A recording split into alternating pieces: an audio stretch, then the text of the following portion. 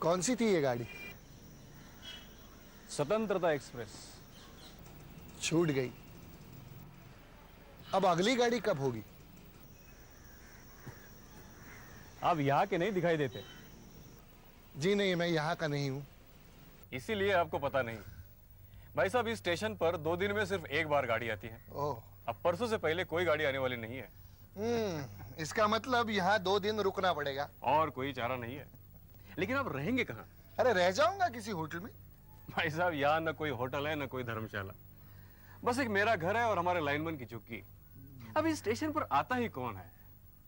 बस वो दूर पर पहाड़ी दिखाई देती है ना, वहां पर कभी कभार ट्रेकर्स का ग्रुप आ जाता है। आज भी ऐसा ही एक ग्रुप आया हुआ है। तो अब मैं क्या करूं? आप चिंता क्यों करते हैं साहब? मेरा टिफिन जो है, साथ में खाना खा लेंगे। देखो, मेरे ऑफिस में थोड़ी सी जगह है, आप वहां रात में सो सकते हैं, अगर आपको एतराज ना हो तो। अरे इसमें एतराज की कौन सी बात है, ये तो आपकी मेहरबानी होगी। चलिए सर, चलिए चलिए। आइए।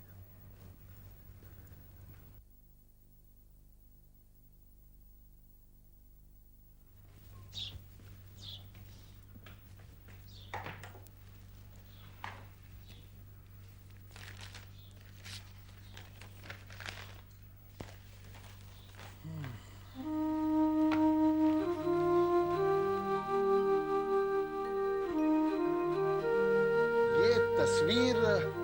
ठीक पहचाना आपने, तिलक जी की तस्वीर है ये। हाँ, मगर ये यहाँ कैसे? बहुत कम लोग जानते हैं कि तिलक जी कभी स्टेशन पर आए थे। अच्छा। तभी की है ये तस्वीर। अंग्रेजों के जमाने में इसे छुप छुपा कर रखा जाता था। कौन जाने इसे फिर से गुस्ताखी माफ कीजिए साहब, लेकिन आप करते क्या हैं? प्रोफेसर ही? प्रोफेसर? वो तो मैं हूं ही, पर इसके साथ साथ मैं अभ्यासक भी हूं। अभ्यासक? किस विषय का अभ्यास करते हैं आप? इतिहास। इतिहास? हाँ। आपसे एक बात पूछूं, अगर आप बुरा न माने तो? नहीं नहीं, पूछ लीजिए। क्या हासिल होता है इससे? किससे?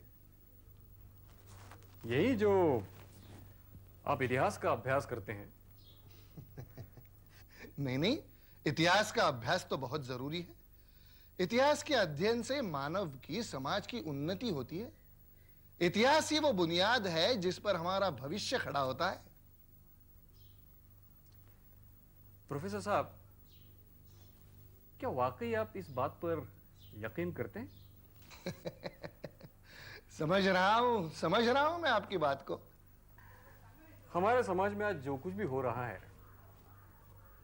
उसे देखते तो नहीं लगता कि इतिहास के अध्ययन से समाज की उन्नति होगी। या फिर यह कहना पड़ेगा कि हमने अपने इतिहास को समझने में गलती की है। माफ करना साहब, मैं तो ठहरा एक मामूली सा स्टेशन मास्टर। मैं इन बातों को नहीं मानता, बस जो भी मन में आया सो बोल दिया। नहीं नहीं, आपने तो बहुत बड़ी बात कही है। इतिहास मेरा प्यारा विषय रहा है, और यहां मैंने तिलक जी की तस्वीर देखी ना, तो मुझे बहुत आश्चर्य और आनंद भी हुआ, क्योंकि तिलक जी का कालखंड ही तो मेरे इतिहास के रिसर्च का विषय रह चुका है। अच्छा? हाँ। अरे फिर तो आप बिल्कुल सही जगह आ पहुंचे प्रोफेसर साहब। देखिए एसएम साहब, मुझे रॉक क्लाइंबिंग का कोई शौक नहीं है, और वो उम्र भी तो नहीं रही। मैं उसकी बात नहीं कर रहा हूं सर। तो फिर? उनको देख रहे हैं आप? कौन है वे? इसी गांव के हैं, स्वतंत्रता सेनानी है। घर बार सब कुछ लुटा दिया, अब उनका कोई नहीं है, यहीं पर रहते हैं। आइए आपको मिलवाता हूं। चलिए। आइए।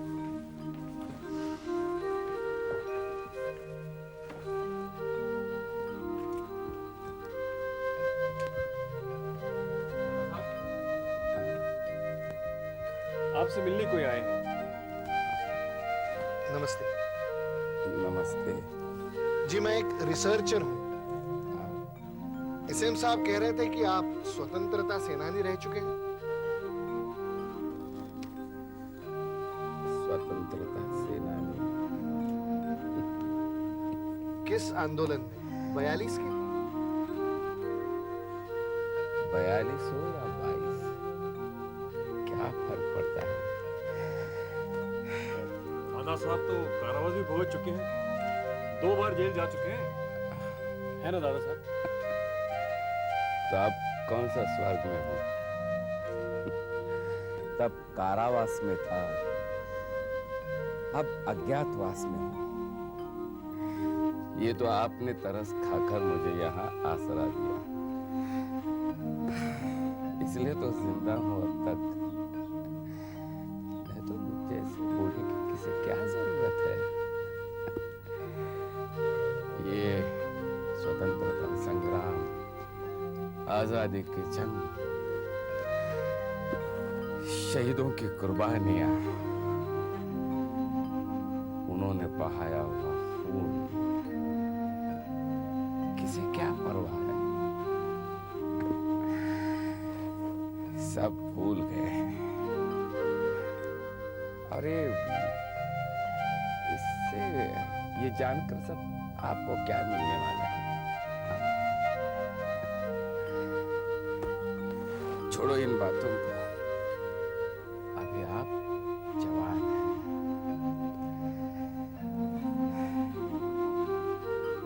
मैंने तो अपनी जिंदगी बर्बाद कर दी इसमें, आप क्यों बर्बाद करते हो? ऐसा क्यों कहते हैं आप? आप तो एक अनमोल खजाना है। आप ये बातें हमें नहीं बताएंगे तो ये बातें लोगों तक कैसे पहुंचेंगी? वरना उन्हें दोष देने का हमें भी क्या अधिकार? आशावादी हो, जवान हो ना। खैर, मैं तुम्हारा हौसला नहीं तोड़ना चाहता। पूछो पूछो जो पूछना है, लेकिन थोड़ी देर ठहरो तो अच्छा रहेगा। मैं तो अब बूढ़ा हो गया हूँ और मेरी याददाश्त भी थोड़ी कम हो गई है। आनंद तुम्हारी अच्छी मदद कर सकता है। ये आनंद कौन है? ये आनंद बड़ा ही जिंदा दिल शख्स है। यहाँ के गांव वालों को शहीदों की गाथाएं सुनाता है, और वो भी इस ढंग से कि खुद भी रोएगा और सुनने वालों को भी रुलाएगा। तो फिर उन्हें मिलना बहुत दिलचस्प होगा। दादा साहब, ओ दादा साहब, आ ही गए। कहाँ हैं आप? आओ आओ। दादा साहब, क्या बताऊं, आज ऐसी बस्ती में गया था मानो पत्थर युग में गया। हाँ? वहां के लोगों को इस देश का नाम हिंदुस्तान है, ये कभी गुलाम था अब आजाद है, ये भी पता नहीं था। मगर फिर मैंने उन्हें शहीदों की गाथा सुनाई। हाँ? और क्या बताऊं, बड़े तो क्या, छोटे बच्चों की आंखों में भी आंसू आ गए। दादा साहब, आप कौन है? मेरा परिचय नहीं करवाया? आपने मौका ही कब दिया? आप तो बस तूफान की तरह आते हैं और छा जाते हैं। इनसे मिलिए। ये माफ करना, मैंने अब तक आपका नाम ही नहीं पूछा। उससे क्या फर्क पड़ता है? नाम के साथ साथ और कई चीजें आ जाती है, धर्म, जाति, प्रांत और न जाने क्या क्या। मेरा इनमें कोई विश्वास नहीं है। मैं सिर्फ हिंदुस्तानी बनकर रहना चाहता हूँ। हाँ, वैसे आप चाहे तो मुझे भारत कहकर पुकार सकते हैं। काश कि सारे हिंदुस्तानियों में ऐसा जज्बा होता, फिर मुझे दर दर भटक कर शहीदों की गाथा नहीं सुनानी पड़ती। सही कहते हो आनंद, इतने दिनों में मैंने तुम्हें कभी नहीं देखा, और ये इतिहास के अभ्यासक भी चाहते हैं, ये खास करके तिलक प्रेमी वो भी चाहते हैं। और वहां दूर पर मुझे कुछ बच्चे भी दिखाई दे रहे हैं। खास उनके लिए सुनाओ तुम्हारी वो गाथा, मैं भी सुनना चाहता हूँ।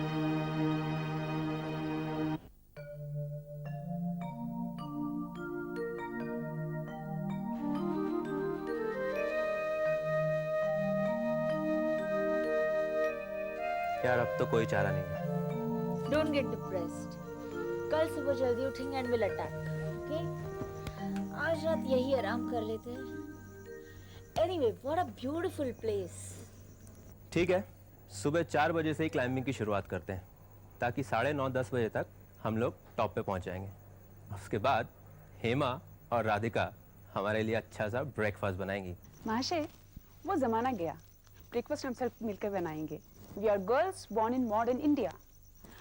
वैसे भी कल आते वक्त हमने भी सामान उठाया था। That's right. ओके, अभी पंगा नहीं लेते हैं। Will decide when we reach the top. Decide नहीं, इट्स सर्टेन। ठीक है यार, लेकिन अभी क्या करें? चल कार्ड्स बाहर निकाल। कार्ड्स लाया तू? Hey, that man seems to be very interesting. I'm going to join that group, okay? चलो मैं भी तुम्हारे साथ आओ।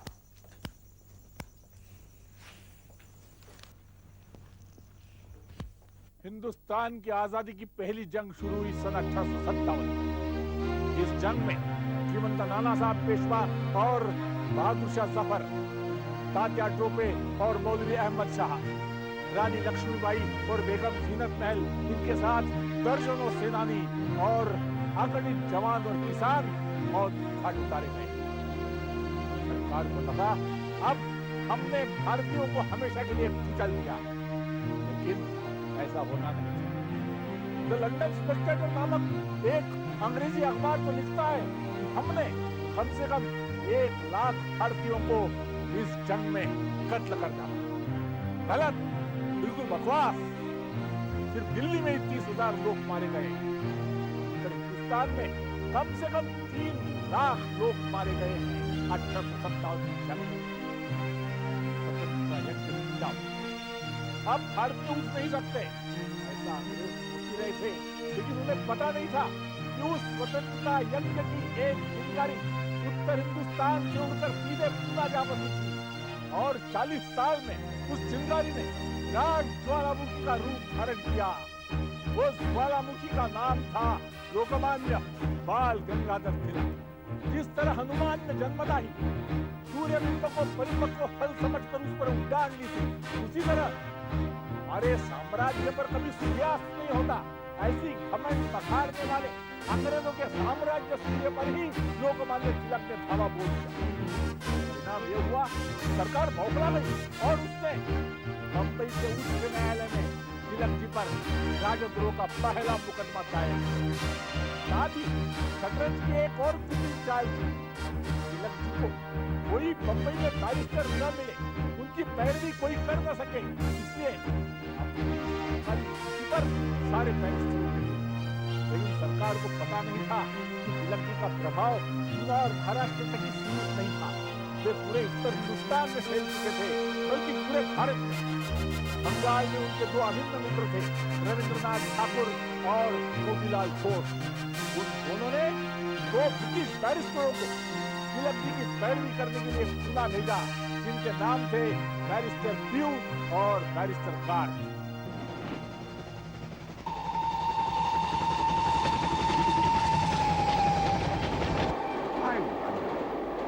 I still don't understand why us. All the way from Calcutta. There must be barristers in Bombay who could defend Mr. Tilak. They're paying us 5,000 rupees. That is what matters. For a brief like that, I wouldn't mind going as far as Timbuktu. Such decided priorities, God. By the way, Mr. Chaudhary, what is the case law on treason in this context? There was one back home in Calcutta. A Bengali newspaper was tried for sedition. Bangwasi or something to that effect. Only one? Well, this shouldn't take too long. We ought to be able to finish it in 5 or 6 days. The sooner the better. We're not being paid by the day, you know. Chaudhary, before we begin our exercise tomorrow with our solicitors in Bombay, I must know more about this man, Tilak. By the way, how did he approach us? Actually, our clients in Calcutta are his friends. They have the highest regard for Mr. Tilak. Surprisingly, Mr. Tilak commands a good deal of respect in Calcutta. That's intriguing. I must know the real Tilak, behind this B.G. Tilak, the accused. It's a pleasure meeting you. I am Barrister Pugh. My colleague Barrister Garth, Mr. Tilak, and Barrister Chowdhury. Thanks to all of you for taking the trouble. By the way, Mr. Tilak, let's not waste any more time. I hope you understand that by taking up your brief, I have my reputation at stake. Listen carefully. Obviously, the British government is against you. The judge is also British. The jury, too. Probably will be prejudiced. It's an uphill task. Assist me, Mr. Tilak, so that I may help you better and therefore defend you better. And for now, you will appreciate that I will have to act as devil's advocate. I hope you don't mind. point is absolutely well taken. I am myself a lawyer, and I appreciate your concern for your client. Go ahead. I understand, Hindustani. आप लोग जो भी पूछना चाहें, बेझिझक पूछ सकते हैं. Let me begin. I gather you began your political career working with some armed insurgents. I mean during your college days. I think you are referring to the great revolutionary Vasudev Balwant Phadke. मैं आपके अखाड़े में प्रवेश लेने आया. बदन तो कसरती दिखता. मैं लाठी भी चला सकता हूँ. वाह, ये तो बहुत अच्छी बात है.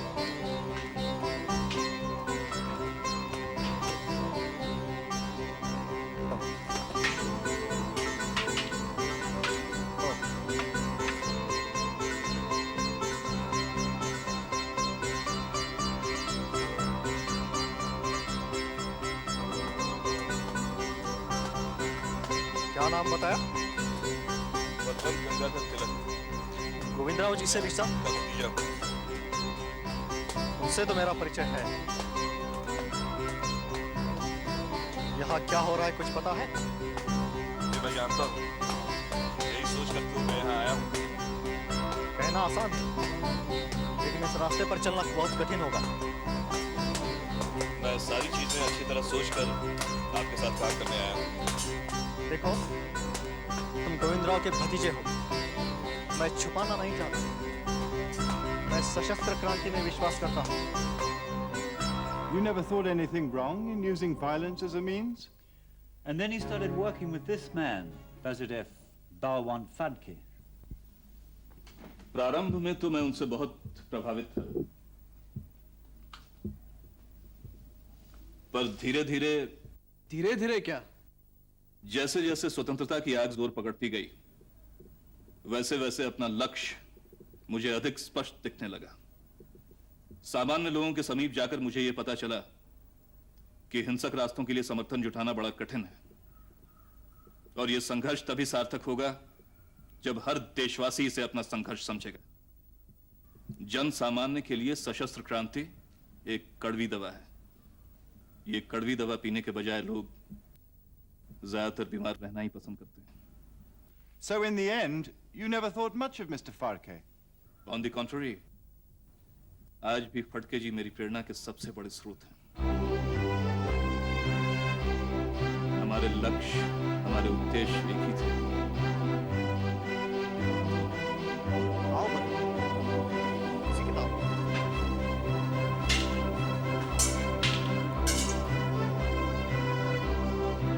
Mutiny of 57. गलत न समझो तो एक बात कहूं. ये पढ़ने के लिए कल बहुत समय मिलेगा. आज जो काम सामने है उसमें ध्यान दो. संगठन में ही हमारी शक्ति है. जितने नए लड़कों को भर्ती कर सकोगे उतना ही अच्छा रहेगा. सिर्फ इतिहास की किताबें पढ़कर क्रांति नहीं होती. इतिहास बनाने के लिए इतिहास के अभ्यास की जरूरत पड़ती है. अभ्यास जरूरी है, पर गोली चलाने का. मैं शीघ्र ही सक्रिय संघर्ष की तैयारी शुरू कर रहा हूं. तुम तैयार रहो. ज्यादा से ज्यादा लोगों को तैयार रखो. सशस्त्र क्रांति.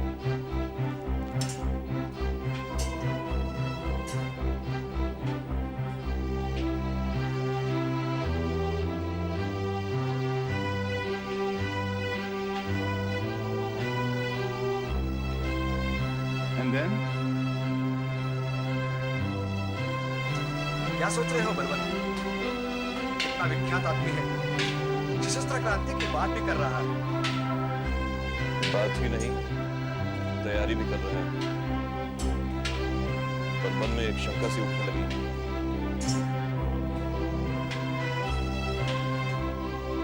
इन प्रयासों के पूर्ण होने की। तुम कहना क्या चाहते हो? क्या इन मुख्तसर सिपाहियों के बल पर आप विदेशी सरकार को परास्त कर पाएंगे? तो क्या हाथ पर हाथ धरकर बैठ जाएं? कोशिशें तो करनी ही पड़ेगी। मैंने सातारा और साइंडी के मांग और रामेश्वरम से संबंध स्थापित किए हैं। अब वो भी मेरे साथ है। बाधाओं से घबरा कर मैं पीछे हटने वाला नहीं। वो मैं जानता हूँ अन्ना, पर बिना तैयारी के की गई क्रांति से हमें नुकसान ही होगा, जैसा कि 1857 में हुआ। और 57 ही क्यों, इतिहास के किसी भी पन्ने को उठाकर देख लीजिए, बार बार वही कहानी सामने आएगी। ये किताबी बातें मुझे मत बताओ। अगर डर लगता है तो अन्ना, ना तो मुझे शस्त्र उठाने का भय है और ना ही मौत का। सफलता के लिए लड़ाई हमें ठंडे दिमाग से ही लड़नी होगी, भावनाओं में बहकर नहीं। और वास्तविकता तो यह है कि शस्त्रों की लड़ाई में ब्रिटिश सरकार सदैव हम पर भारी पड़ेगी। जब हमारी हार तय है तो मैं इतनी सारी जिंदगियों के साथ।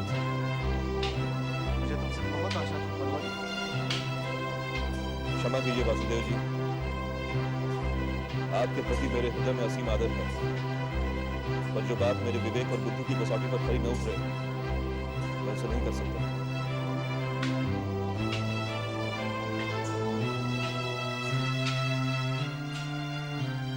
Unfortunately, what I said came true after 4 years. Unfortunately? Why unfortunately? Vasudev Balwant Phadke was deserted in the end. जिन जिन लोगों के लिए वो लड़े, उनमें से कोई भी आगे नहीं आया उनका साथ देने कोर्ट में। You're a lawyer yourself. Why didn't you defend him? I wish I could have. इस बात का मुझे हमेशा दुख रहेगा। बस एक वर्ष बाद अगर ये हुआ होता तो मेरे हाथ में LLB की डिग्री होती।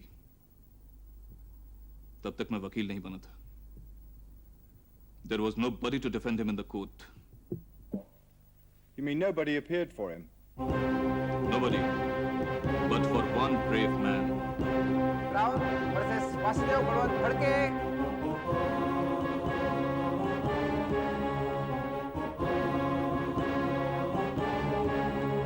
Your Honor, I appear for the crown. Who appears for the accused? I say, who appears for the accused?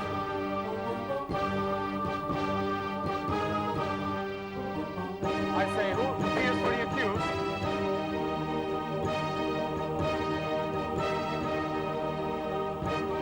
I say, who appears for the accused?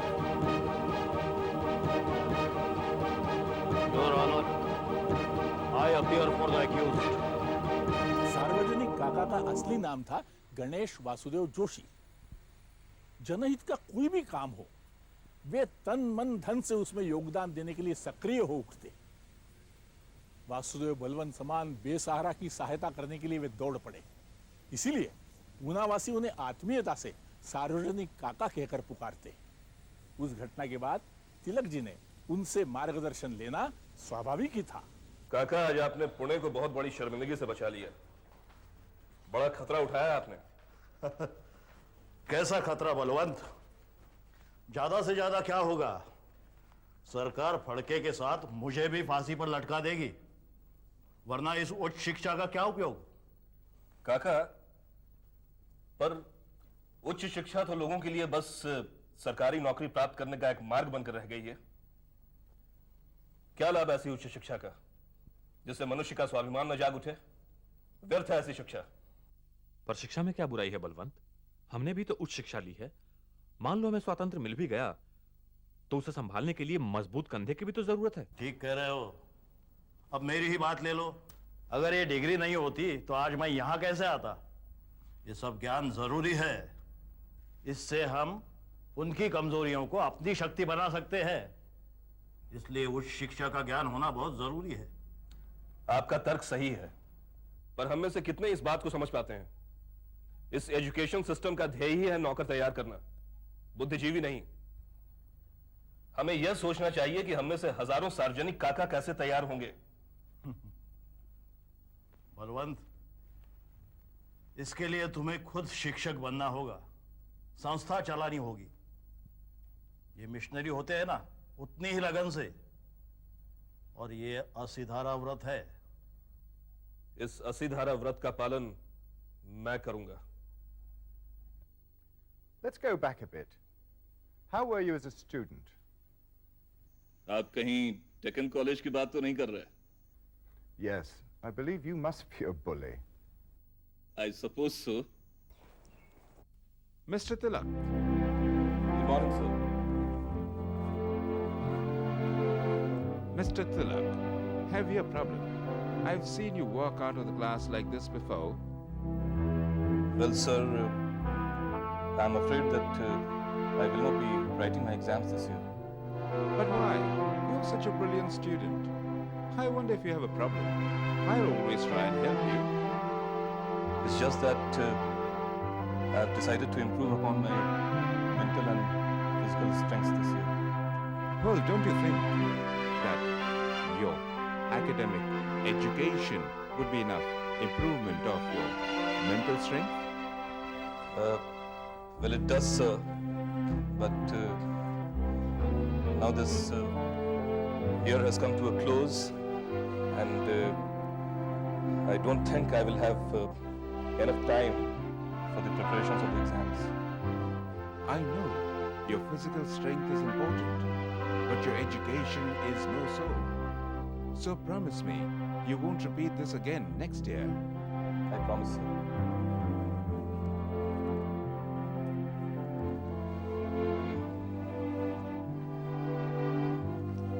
You always liked acting tough. Not exactly. Maybe I'm blunt. I like to come straight to the point. I don't like beating around the bush. Tilak ji, ये बात कुछ अजीब सी लगती है। एक अच्छे विद्यार्थी होते हुए भी आप पढ़ाई बीच में छोड़ के सेहत बनाने में लग गए। क्या आपको आने वाले समय की कल्पना थी? शायद। और इसके अलावा मैं अपने आप को कभी असहाय और बेबस भी नहीं देख सकता। By nature, I don't like to be cornered. क्यों गुरुजी? हो गए ना फिर? हाँ? जब देखो कसरत की बातें करते हो। क्या मिला कसरत करके? कहते हो शरीर फौलाद का है। ऐसे किसी जगह पर 4 आदमियों ने घेर लिया तो क्या कर पाओगे? कुछ ना कुछ तो करूंगा ही। अच्छा? यूं हाथ पर हाथ रखकर बैठूंगा तो नहीं। क्या कर लोगे? क्या कर लोगे? हाँ, बस बड़ी बड़ी बातें करते हो। क्यों, देखना है? देखना है? देखना है?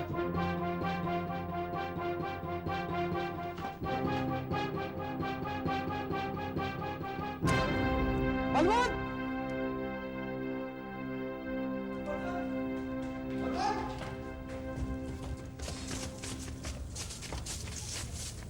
क्या सिर्फ आदमी हो? अरे क्या बेवकूफी है बलवंत? अरे कुछ नहीं, बस। नहीं, कहीं चोट तो नहीं आई? काहे की चोट? अपने शिवाजी महाराज तो बीहड़ जंगलों और पहाड़ों में आराम से घुमा करते थे। ये तो बस एक छोटी सी इमारत की एक पहली मंजिल है। तुम भी कहा 300 साल पुराने की बात कर रहे हो। तब तो शिवाजी का राज था। और अब रानी का राज है। क्या कहा? रानी का राज? हमें उसे बदलना होगा। शर्म नहीं आती ऐसे कहते हुए? राज है तो हम क्या करें? हमने आमंत्रण नहीं दिया था उनको यहाँ आने का। माना कि अंग्रेजों के यहाँ आने में हमारी कोई गलती नहीं, पर उन्हें यहाँ से भगाने की जिम्मेदारी तो हमारी ही है। लेकिन ये कैसे संभव है? उनके पास साधन है, शक्ति है। हाँ, हमारे पास है ही क्या? शिवाजी महाराज के पास क्या था? साधन, शक्ति, सिर्फ इच्छा शक्ति और परतंत्रता से घृणा। अरे भाई, वो शिवाजी महाराज थे और ऐसे लोग रोज रोज नहीं पैदा होते। बस यही सोच तो हमारी कमजोरी है, जिसकी वजह से आज हम परतंत्र हैं। अगर हम सब मिलकर यह तय कर लें तो ये रानी कोई भगवान नहीं जिसे यहां से हटाया ना जा सके। With all those extracurricular activities, you must have been very unpopular with the establishment. And the professors. On the contrary, अधिकतर प्रोफेसर से मेरे अच्छे संबंध थे। प्रोफेसर छत्रे सर को तो मैं कभी भूल ही नहीं सकता। नमस्कार सर। कौन? बलवंत? हाँ बोलो, क्या बात है? कुछ सवाल मेरा आजकल पीछा ही नहीं छोड़ रहे हैं सर। कैसे सवाल? क्या बताऊं सर, समझ में नहीं आ रहा। समूचे विश्व के बारे में भिन्न भिन्न विषयों के सवाल मन में उठते रहते हैं सर। सृष्टि के सृजन से लेकर मनुष्य के व्यवहार के संबंध में हर तरह के प्रश्न। तुम्हारे ये लक्षण तो मैं पहले से ही जान चुका था बलवंत। कैसे लक्षण सर? छोड़ो, मुझे ये बताओ, तुमने कभी तारों के बारे में सोचा है? तारों के बारे में? आओ जरा देखो तो सही। आओ आओ। हाँ आओ।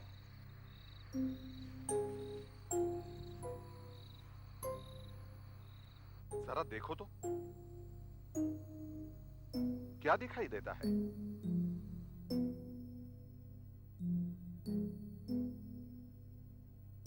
सर क्या बताऊं, मुझे तो ऐसा लग रहा है जैसे अर्जुन को विश्व रूप दर्शन के बाद लगा होगा। अच्छा, तो फिर ठीक है, आज से मैं तुम्हें अलग अलग ग्रहों के और तारों के बारे में बताऊंगा। सर ये कौन सा तारा है? जरा मैं तो देखूं।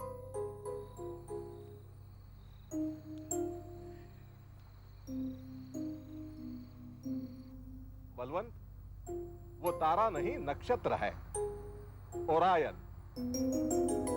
बड़ा ही तेजस्वी नक्षत्र है वो। वाकई बड़ा तेजस्वी है। इतनी छोटी उम्र में इतनी सुंदर रचना, और वो भी संस्कृत में। बाष्पोदकेन नितराम अभिषिच्यमान स्तस्यान शोकदहनो निरतो हृदिस्थः। वाह, प्रावर्तताधिकतरं स पुनः प्रदीप्तो निक्षेपितो जलनिधा विव वाड़वाग्निः। सुंदर, अति सुंदर। लेकिन प्रोफेसर जिंसी वाले, आप सच कह रहे हैं? ये सचमुच तिलक ने लिखा है? 100%। 100% मैंने उसे मातृविलाप विषय पर कविता लिखने को कहा था। अच्छा। बहुप्रचलित विषय उसमें जरूर है, लेकिन उसने उसे इतने सुंदर काव्य में बंधा है कि बस भाषा पर उसका बहुत अच्छा प्रभुत्व है। गणित और अर्थशास्त्र के उसके ज्ञान के बारे में मुझे ज्ञान था, लेकिन संस्कृत भी? Really he is nothing less than a genius. Really. Your professors in Pune regarded you as a brilliant student. Then why did you go to Elphinstone College in Bombay? उस समय तक पुणे ही मेरे लिए सारी दुनिया थी, उसके आगे कुछ भी नहीं। मैंने विचार किया कि अगर मैं एक ही जगह पर रहा तो मेरे सोचने का तरीका भी उतना ही सीमित और संकीर्ण हो जाएगा। मैं अपनी कल्पना के आयाम बढ़ाना चाहता था। मेरा मानना है कि जितने अधिक लोगों के संपर्क में मनुष्य आए, उसका व्यक्तित्व उतना ही विस्तृत रूप प्राप्त करता चला जाता है। Had you heard about anyone in particular who taught well at Elphinstone? Yes, गणित शास्त्र के प्रसिद्ध प्राध्यापक professor हैथॉनवेट। Only 3 of you have been able to solve the problem I gave last week. Mr. Chandavakar, R.D. Setna, and Balwant Tilak. But Mr. Tilak has scored 2 marks less. Would you please stand, Mr. Tilak? I would like to congratulate him, especially as he tried to avoid using the common method. He used a special method, which I suppose is entirely his own. Now, if it hadn't been for his untidy work, he would have scored the highest marks. Congratulations, Mr. Tilak. Thank you, sir. Do you realize now what a good teacher can do to you? Yes, sir. But I cannot forget that I am student of Professor Chhatre, and it is his guidance that I am good at this subject.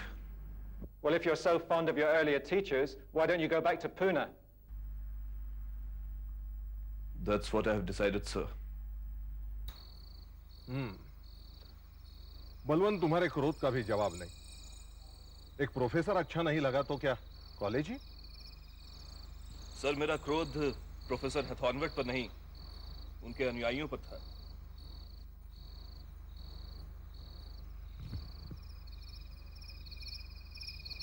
जिसे देखो वही पाश्चात्य सभ्यता के पीछे दौड़ा चला जा रहा था। दुनिया में क्या हो रहा है इससे किसी को कोई सरोकार ही नहीं था। क्या हमारी संस्कृति और गौरवशाली परंपरा में कुछ भी नहीं? बस किताबी ज्ञान। बौद्धिक विकास की तरफ किसी का ध्यान ही नहीं था। मैंने निर्णय किया कि वापस आपके पास आऊंगा। लेकिन बलवंत, पहले ही तुम्हारा 1 साल बर्बाद हो चुका है और फिर इस साल तुम्हारी स्पर्धा में और एक नया स्कॉलर आया है। तुम्हें कमर कस के तैयारी करनी चाहिए। आप तो जानते हैं सर कि मुझे पहले या दूसरे क्रमांक में कोई रुचि नहीं। वैसे कौन है ये नया छात्र? है एक, होशियार तो है ही, स्वतंत्र दृष्टि भी है। तुम जरूर मिल लेना उसे एक बार। आप कह रहे हैं तो मिलना ही पड़ेगा। क्या नाम बताया आपने उसका? अगरकर, गोपाल गणेश अगरकर। नहीं अगरकर, इस बात पे मैं तुमसे सहमत नहीं। क्यों? सच्चाई कड़वी लग गई? मैं तो कहता हूं हिंदू धर्म के सारे रीति रिवाज उच्च वर्गीय लोगों ने केवल अपने पेट भरने के लिए ही शुरू किए हैं। सीधी सी बात है, मन्नतें मांगकर अगर बच्चे पैदा होते तो विवाह करने की जरूरत ही क्या थी? मन्नत मांगो कि हुआ बच्चा पैदा। यह तो केवल शोषण का एक प्रकार है। ये तो एक तरफा बात हुई। ओ मुंबईकर, हमारी याद कैसे आ गई? ये मुझे मुंबईकर मत कहो, मैं 100% पुणेकर हूं, इसीलिए तो जल्दी वापस आ गया। कौन है ये? बलवंत राव तिलक। नए आए हैं क्या? नहीं, एलिफेंटन गए थे। लगता है बंबई रास नहीं आई। आओ मिलवा दूं। नमस्कार बलवंत राव। नमस्कार। इनसे मिलो, गोपाल राव आगरकर। आगरकर, मैं आपकी शोषण वाली बात से पूर्णतः सहमत हूं। ये जानकर मुझे खुशी हुई, परंतु मेरे विचार आपको कैसे मालूम पड़े? So that was the beginning of your friendship with Agakar. He certainly seemed to have a lot in common with you. Rather a lot uncommon, I would say. क्यों पंडित जी, क्या भोजन करने जा रहे हो? तो हम लोग भी चलें आपके साथ? क्यों नहीं, पर जल्दी चलो, मुझे बहुत जोरों की भूख लगी है। हाँ, मगर हमारे पास तो कद है नहीं। तो किसी से पीतांबर ले लो।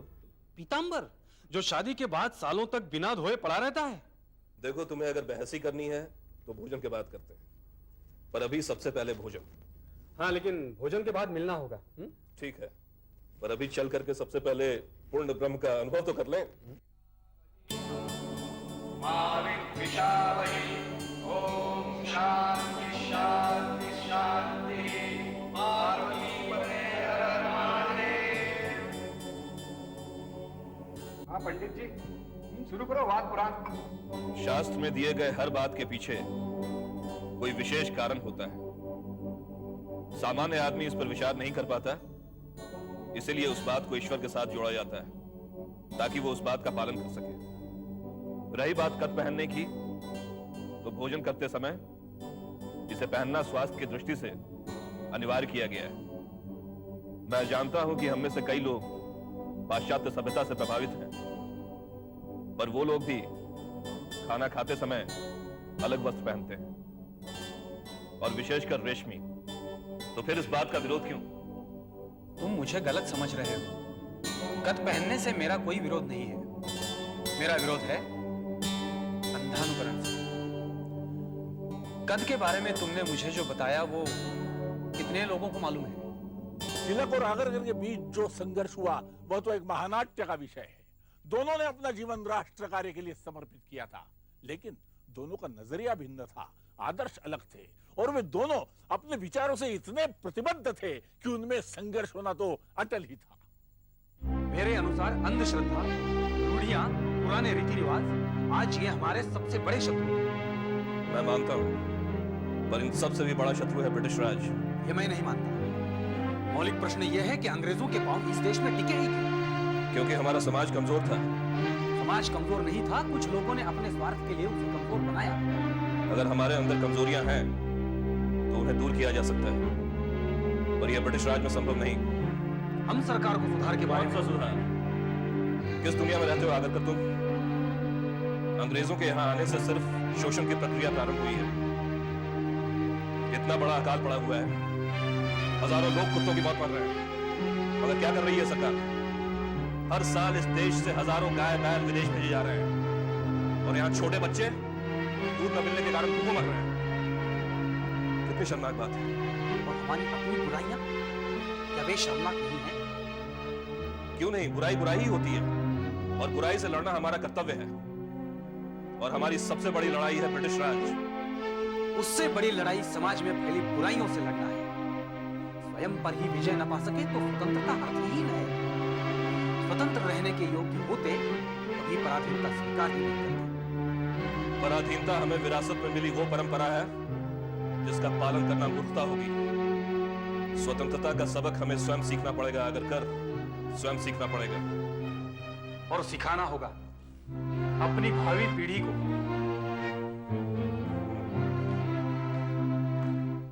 Well, by the sound of it, I doubt if you would have gone along with the Gurkha any further. In fact, we did a lot of things together. The school that we opened, the college that we started. It was a dream for all of us. हम सभी असली missionaries की तरह जुट गए। हमें एक नए समाज का निर्माण करना था, एक ऐसा समाज जो देश की स्वतंत्रता के बारे में सोचने के योग्य था।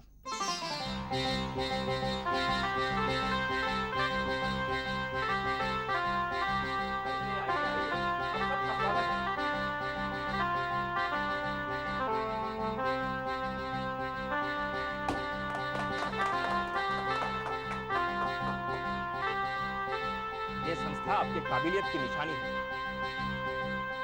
इस स्कूल से हम एक नए समाज का निर्माण कर सकते हैं, लेकिन अपने विचार लोगों तक पहुंचाने के लिए हमें एक अखबार की जरूरत है, जिसके द्वारा हम अपनी संस्कृति, अपने विचार जन सामान्य तक पहुंचा सकते हैं। हम सभी आपको अनुमोदन देते हैं।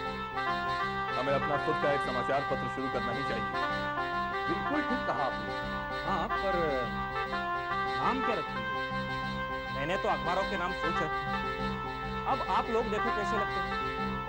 अंग्रेजी का नाम होगा मराठा, और मराठी का होगा विक्रम। मराठा नाम तो अच्छा है, परंतु विक्रम कुछ प्रभावशाली नहीं लग रहा है। मेरे ख्याल से तो केसरी नाम कैसा रहेगा? बिल्कुल ठीक कहा आपने।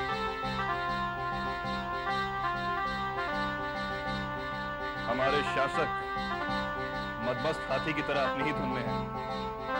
उन्हें जगाने के लिए अभी केसरी की गर्जना का ही समय है।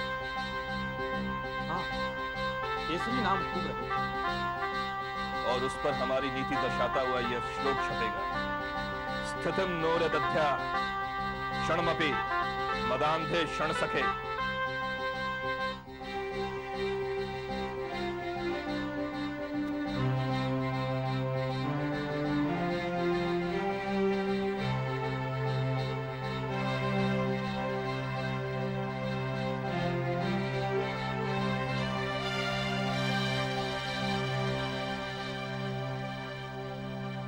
What were you trying to achieve through Kesari? स्वतंत्रता विचारों की, राजनीतिक और सामाजिक। I wanted a forum to communicate with the masses who had become a kind of a pulp. They needed energy, intellectual energy.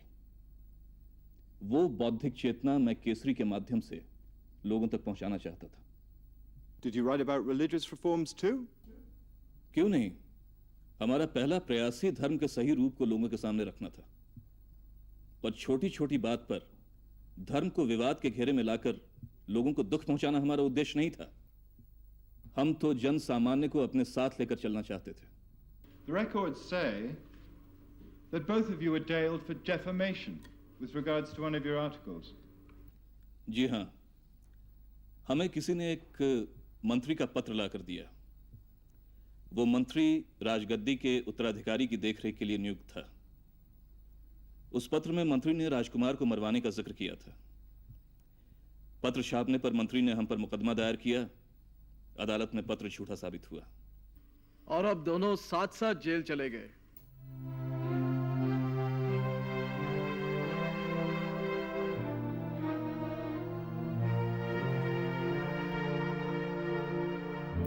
क्यों? क्या हुआ? ये सब्जी खाई नहीं जा रही।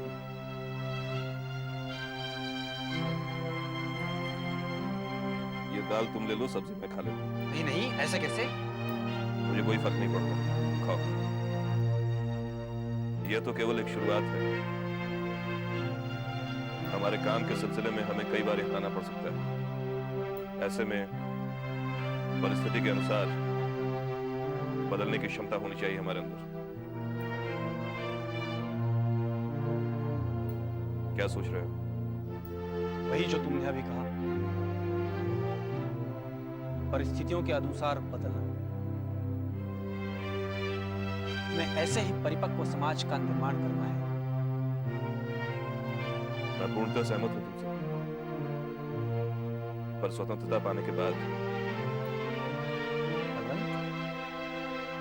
एक बात मेरी समझ में नहीं आ रही है। हमारे विचारों में इतने मतभेद होते हुए भी हम इतने पास कैसे? लक्ष्य तो हम दोनों के एक ही है। लक्ष्यों की प्राथमिकता अलग है। तुम समाज पहले सुधारना चाहते हो और मेरा यह मानना है कि स्वतंत्रता प्राप्त करने के बाद हम अपनी समस्त बुराइयों पर नियंत्रण कर सकते हैं। उद्देश्य तो दोनों का देश सेवा ही है। इसी कारण हम दोनों साथ साथ हैं। खा लो। एनीवे, आपकी जमानत किसने कराई? ज्योतिराव फुले ने। कोई करीबी मित्र या संबंधी? ज्योतिराव फुले अपने आप में एक दृष्टा। आगरकर और ज्योतिराव फुले के विचारों में समानता थी। उन्होंने स्वयं स्फूर्त हमें जमानत दिलाई। बाद में आगरकर और हम काम तो साथ साथ करने लगे, पर हमारे लक्ष्य की प्राथमिकता को लेकर कई बार बहस हुआ करती थी। आज आप लोगों ने मुझे बहुत निराश कर दिया। विवाह योग्य उम्र 10 साल से बढ़ाकर 12 साल करना, यह तो मामूली सी बात थी। इतनी भी हिम्मत न दिखा सके। सरकारी है इसलिए विरोध? इसमें हिम्मत दिखाने का सवाल ही कहां उठता है। सवाल यह है कि हमारे धार्मिक सुधारों को कानूनी संरक्षण दिया जाए या नहीं। क्यों न दिया जाए? अगर हम इसी तरह सरकारी दखलंदाजी स्वीकार करने लगे तो सरकार एक दिन हमारा घर बार भी हड़प कर लेगी। जब धार्मिक सुधारों की बारी आई तब तुम्हें आपत्ति है, और राजनैतिक सुधारों के बारे में? गोपाल राव, प्रश्न धर्म का नहीं है, प्रश्न है सुधार कौन लाए। विदेशियों को क्या समझ हमारे सामाजिक ढांचों की? सुधार हमारे अपने होने चाहिए। सुधार हो रहे हैं ये महत्वपूर्ण है, किसके हाथों हो रहे हैं ये नहीं। सरासर गलत। सरकार के विरुद्ध लड़ने में जनमत ही हमारा सबसे बड़ा शस्त्र होगा। हम उनकी तरफ से उदासीन नहीं रह सकते। यह मिथ्या बहस है। मैं तो बस इतना ही जानता हूं कि किसी भी तरह से यह बिल पास हो जाना चाहिए। मैं तो इसके लिए भरसक प्रयत्न करूंगा, चाहे कोई मेरा साथ दे या ना दे। तो आप भी सुन लीजिए, हम लोग भी आपका विरोध करने में पीछे नहीं हटेंगे। हमारे धार्मिक सुधार क्या होने चाहिए इसका निर्णय हम लेंगे, अंग्रेजी सरकार नहीं। Tell me, Mr. Tilak, isn't it true that you couldn't stand Agarkar's reformist stand? Isn't that why you tried to oust him from Kesari? I beg your pardon, Mr. Pugh.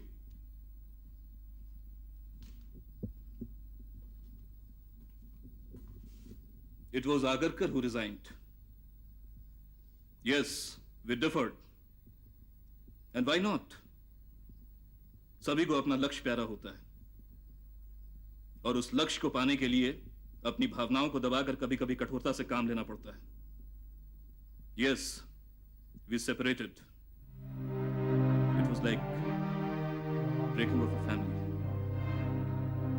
It was extremely painful.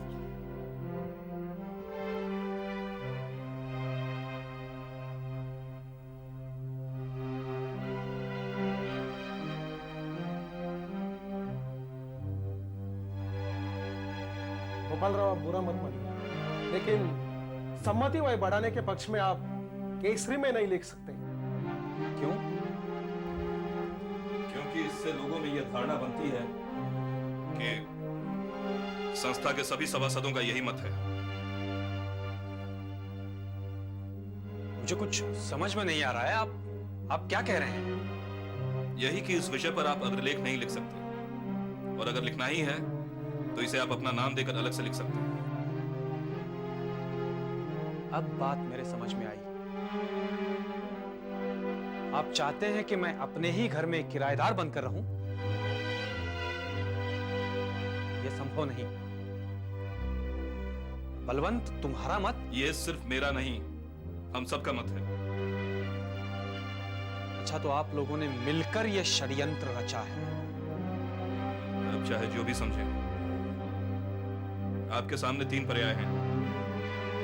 या तो इस विषय पर लिखना बंद कीजिए, या संपादक वर्ग से त्यागपत्र दीजिए, या फिर केसरी की सारी जिम्मेदारी आप अपने सर पर ले लीजिए। फिर इसका जो कर्जा वगैरह है वो सब भी आप ही को चुकाना पड़ेगा।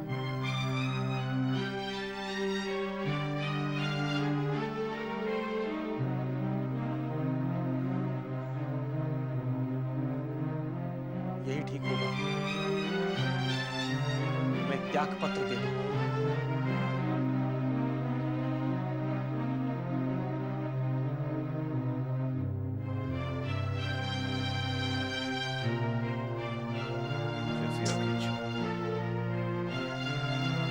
Nobody tried for reconciliation for the sake of Kesari? No. हम दोनों ही अपने अपने विश्वास पर दृढ़ थे, और एक म्यान में 2 तलवारें कब तक रहती?